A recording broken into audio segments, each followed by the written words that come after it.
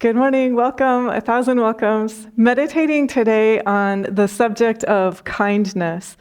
This is part of our series. We're focusing on nothing more and nothing less than the entire human race.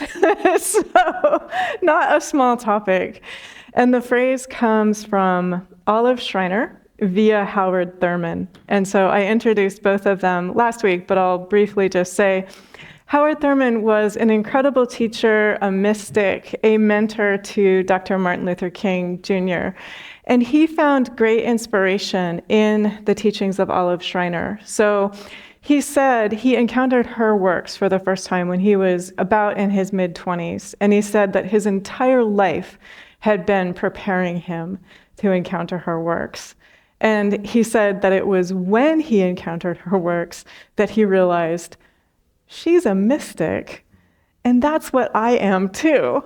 And so there was this sort of coming to awareness in conversation and dialogue with her works. And he read her works for the entire rest of his life. They gave him great inspiration. And one of his books begins with an epigraph from Olive Schreiner. I read the whole thing last week, so I won't again read the whole thing this week, but I encourage you to go back and listen if you have not heard this already. And so I'm just making reference. He says, and she says, that each of us is making a track to the water's edge. So it's as if we are standing on one bank of the river, and on the far side of the river is the land of freedom, the land of peace, the land of illumination, the land of kindness. And every one of us is invited to make a track to the water's edge. And then as we make that track to the water's edge, what happens is we create a bridge. So with our very lives, we are creating a bridge. And who comes after us across this bridge to the land of freedom? The entire human race. And so that's where this particular title of this meditation series comes from. So the idea is that every single time we choose love, every single time we choose kindness, every single time we choose good humor and forgiveness and melting away the illusion of separateness, we are giving our lives to that wholeness. And we are making a bridge so that those who come after us, nothing more and nothing less than the entire human race, is able to move across that bridge into the land of freedom. And so that is an epigraph at the beginning of one of Howard Thurman's books. And I will just mention to you two things. From the perspective of the yogic teachings, we already are in the land of freedom. So our eternal awareness, our soul, if you will, or that fullness of our own heart energy is already in the land of freedom. Never for one moment have we been separate from the land of freedom. So in our expansive, clear awareness, it's all freedom, all the time. And then there's the human aspect of ourselves. So there is what Olive Schreiner's husband termed the time garment. So each of us is here in this fantastic time garment. And for the time garment, there's challenges. There's hurt, there's shock, there's heartache, there's pain, there's difficulty, there's sadness, there's fear. And sort of for the time garment aspect of ourselves, no matter what we do, no matter how successful we are, it never feels like enough.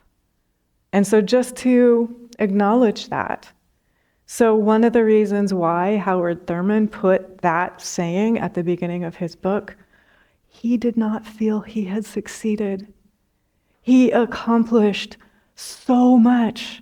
Like if you look at his life from the outside, your jaw will drop in awe and wonder and praise and thanksgiving. He did not feel like he had succeeded.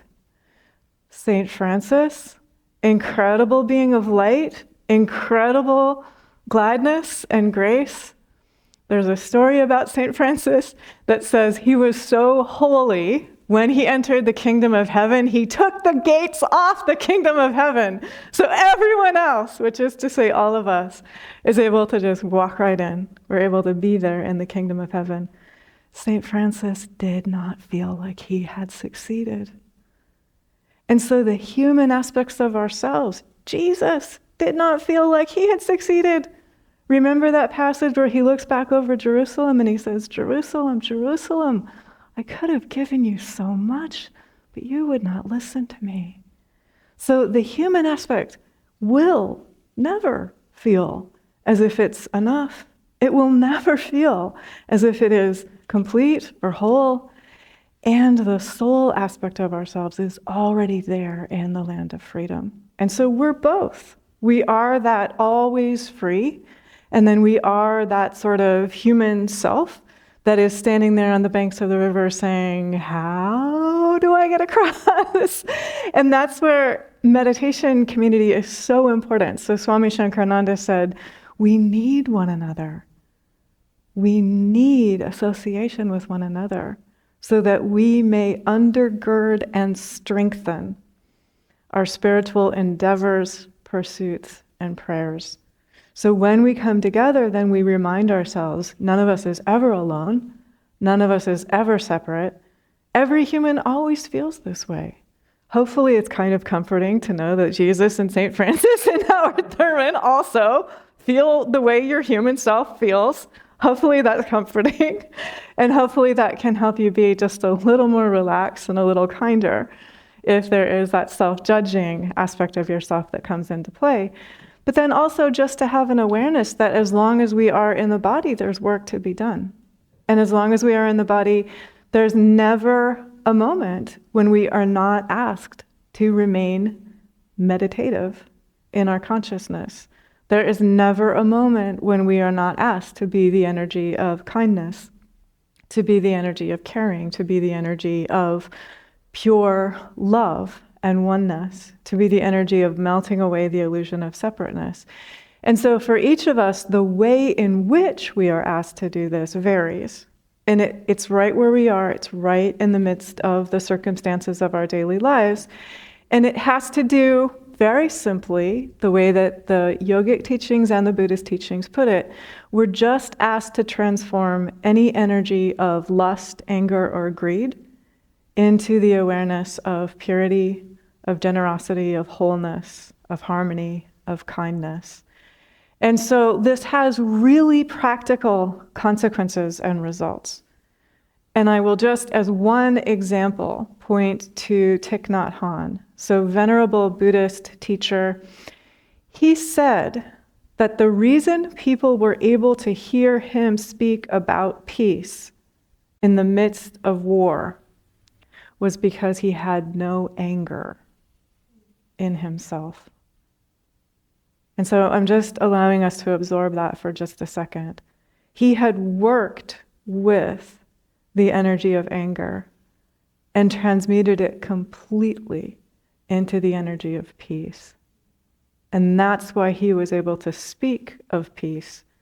More importantly, he was able to be peace in the midst of war. And that's why people listen to him. And so for every one of us, it's maybe even less about the speaking and more about the being of peace. And so for every one of us, it's where is there anger in me? Where is there fear in me? Where is there possessiveness or lust or greed in me? And that's where our practice is. So just to have a sense of clarity and good humor and spiritual honesty, that's just where the practice is. And as long as that energy is there, then there is practice. And the Bhagavad Gita also agrees with this and says, you will love this, withstand the impulse that arises to attachment and anger up until the very moment you leave the body. If you do this, you are well established in yoga, and you are a happy human.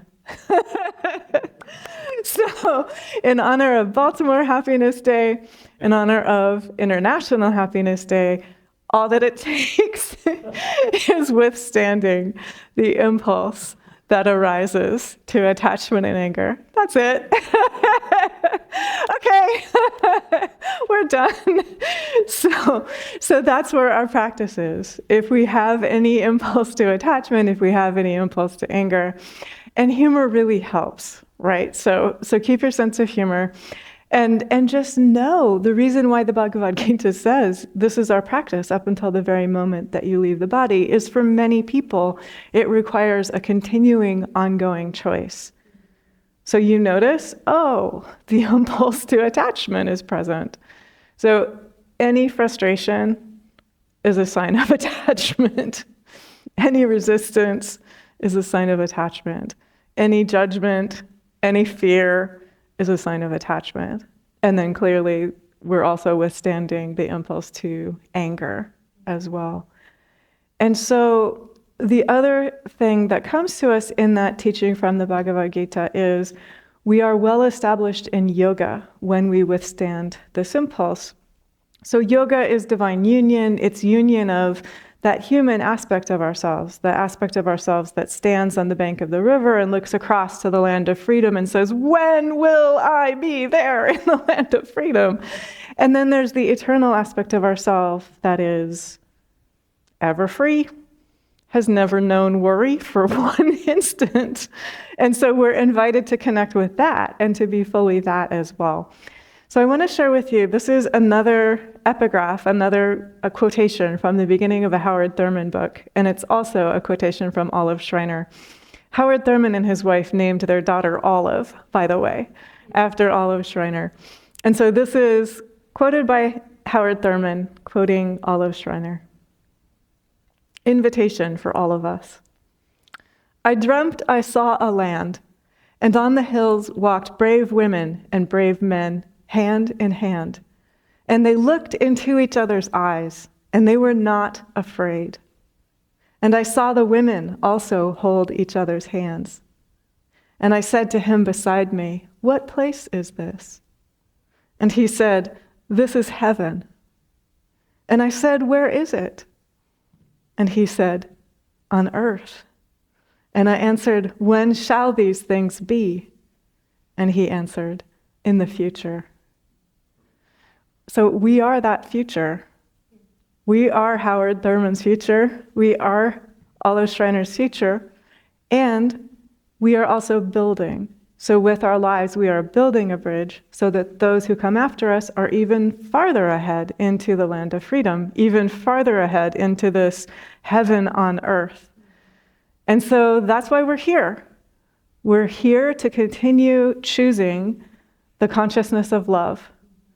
Swami Nityananda says, in the consciousness of love, all are known to be one. And so that, again, is a shortcut. So I choose the consciousness of love. Just as many times as it takes, I choose the consciousness of love. All are known to be one. In the consciousness of love, fear cannot be, and separateness cannot be. And so judgment and shame and blame melt away. These teachings are also consistent with teachings offered by the Upanishads and beloved by Adi Shankar, who codified the teachings of Advaita Vedanta. And so Adi Shankar loved to quote these phrases from the Upanishad. In the beginning was existence, one without a second. All this is but the self with a capital S.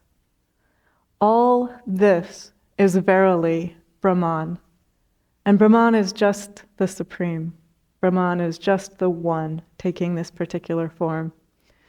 Adi Shankar says of these teachings that they are a transmission that is helpful to people, the way that a boat is helpful to one who wants to cross a river. And so we can, if we wish, combine this with the individual self standing on the bank of the river, looking across at the land of freedom and wondering, how do I get to the other side? So here's a boat.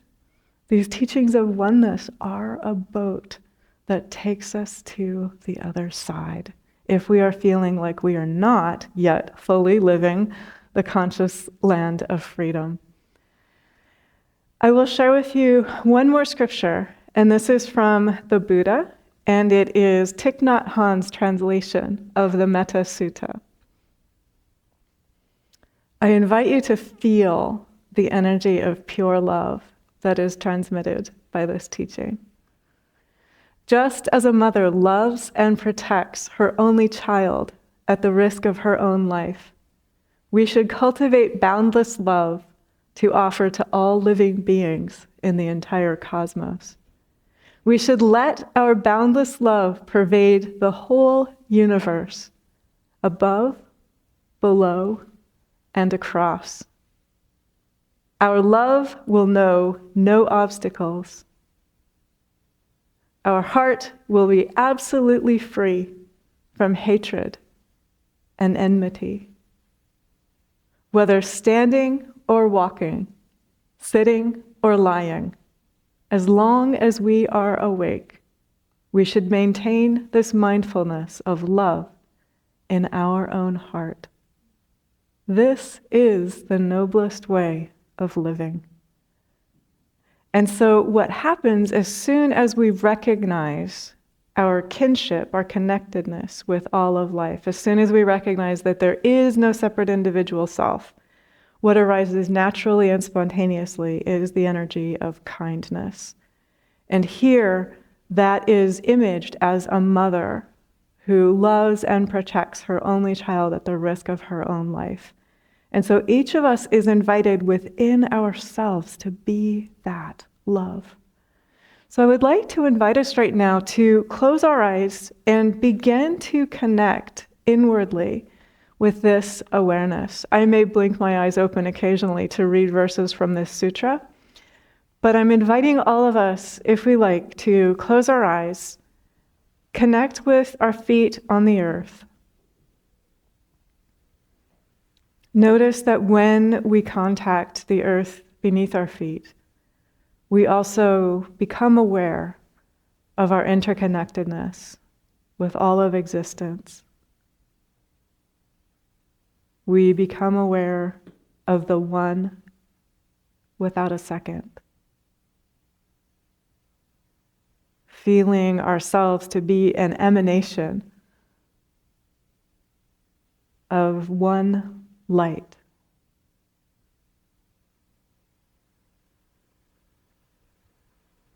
We are able to feel ourselves held and supported by that one light. So our human self, no matter what we are going through, is always connected to the energy of wholeness, to the energy of beauty,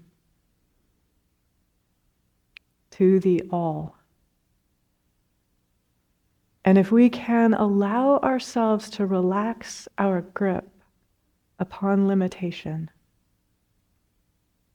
so letting go of our ideas of limitation, letting go of identifying with limitation,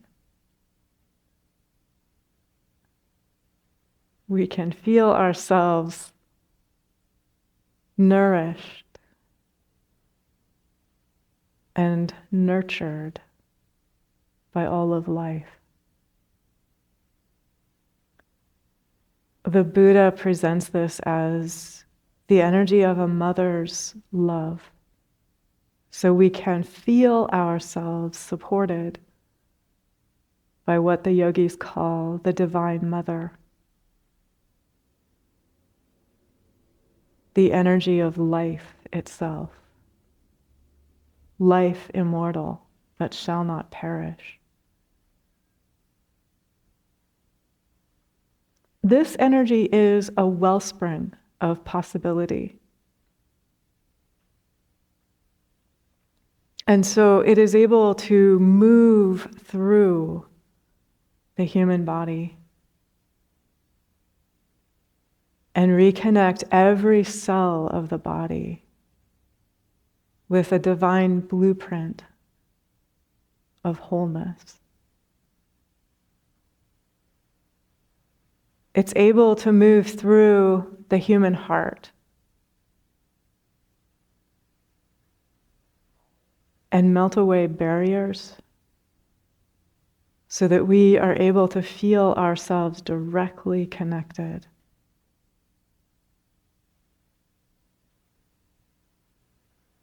to the One, to supreme love, the energy of pure kindness.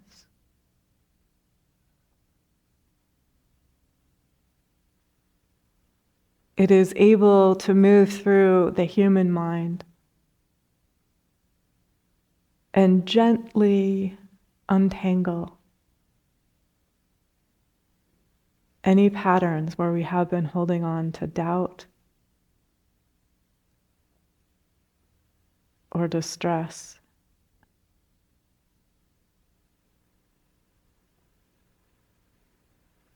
Or fear.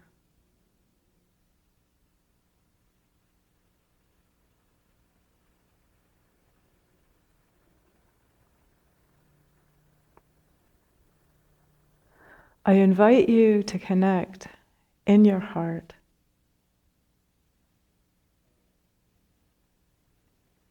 with the fullness of divine love.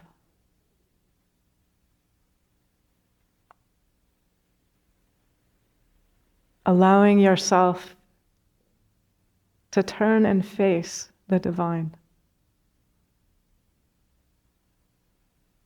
Allowing yourself to be seen and known, greeted and welcomed by the divine. It takes incredible courage to turn and face the divine light. The divine light melts away illusion. It melts away pain. It melts away limitation.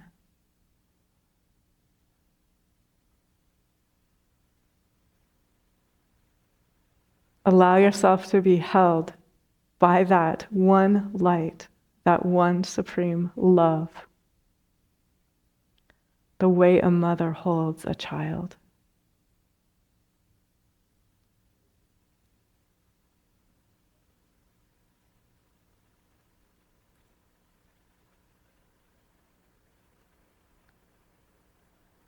Allow yourself to receive and integrate the support that comes directly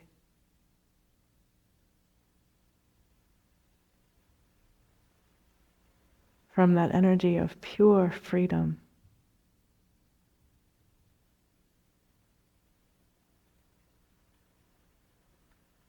And notice that it is possible to allow that energy of love and freedom to melt away attachment,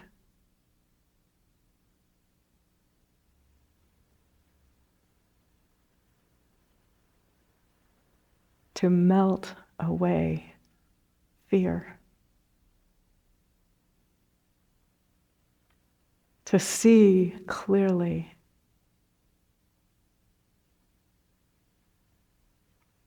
the absolute perfection of the light within you. And if you are feeling brave and joyful and good-humored, encountering the light of perfection in yourself, begin to reach out in consciousness and encounter the light of perfection in everyone who is currently meditating.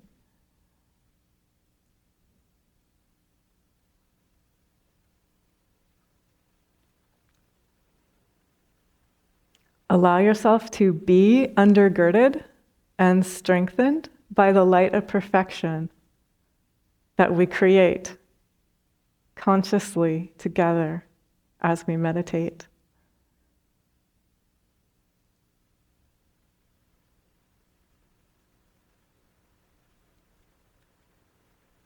In consciousness, radiate the energy of a perfect mother's love to everyone currently meditating. And notice what happens to your own heart and your own awareness as you do.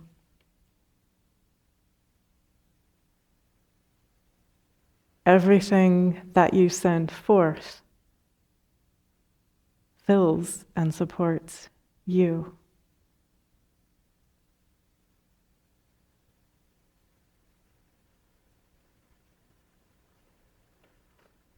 And now just notice, connected with this light of perfection, strengthened, supported, undergirded by this connection. It is possible to connect in consciousness with a network of light around the globe.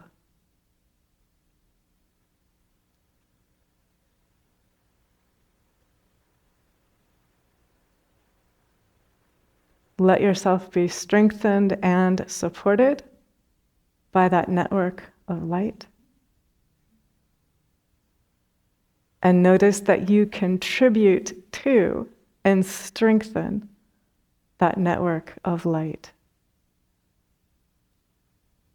Every time you meditate,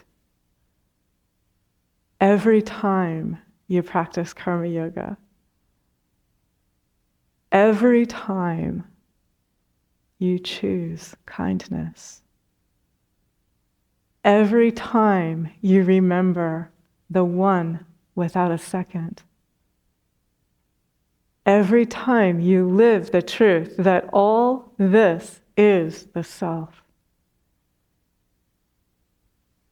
every time you recognize that on the level of soul, only freedom exists. Freedom has been here all along. And in the realm of time and space, our work is never done. So we make a track to the water's edge. We allow ourselves to build a bridge with our very lives. We allow ourselves to stand hand in hand with one another, feeling the strength and the courage and the trust of knowing that we are exactly where the divine has placed us. We are choosing the energy of one. We are choosing the consciousness of love. Exactly where our choice and our contribution makes the most difference. Exactly where our contribution most matters. I invite us to place hands in prayer at the heart, knowing that as we do, we place an energetic seal upon this open-heartedness. We remind ourselves that it is possible, no matter what the body is going through, no matter what the human heart is experiencing, no matter what the human mind thinks, to be connected to the one without a second. It is possible to choose the consciousness of love. It is possible to remember and to live the realization and the reality that all are one. Thank God, and God bless us all.